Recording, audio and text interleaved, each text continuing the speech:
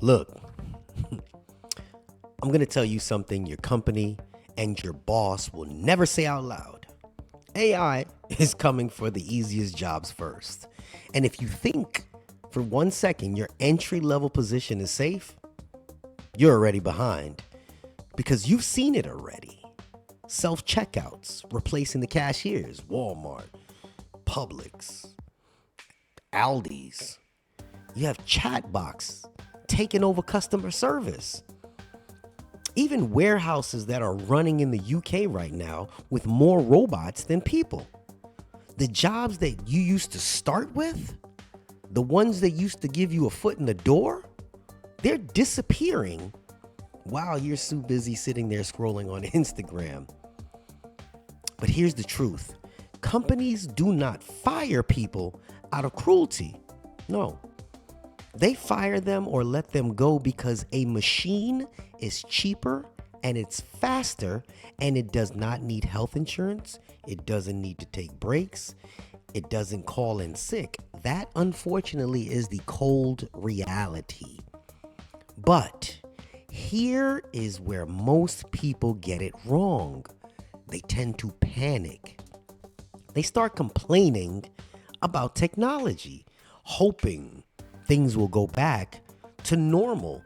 The reality is, it will not. The game has changed, and the only way you survive is to change with it. So the question is, how do you adapt? You stop thinking like a worker and you start thinking like a problem solver. Learn the tech that is replacing people. Master it. And if AI is writing drafts for marketing teams or something like that, you need to learn how to edit and improve on them.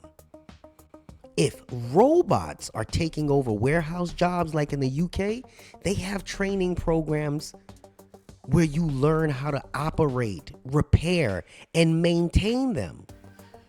Don't fight the machine, ride the machine. Because the reality is that entry-level ladder where the workhorses start at, it's gone. The new ladder is your skills, skilled labor. You can either complain about it or you can climb faster than anyone else. But the choice is yours. But if you wait too long, that simple choice will be gone as well. This is the break room, where we're going to talk about what's really happening at work, workplaces, work environments, and not the fancy bullshit that your HR department sells you. No, we talk about real life situations.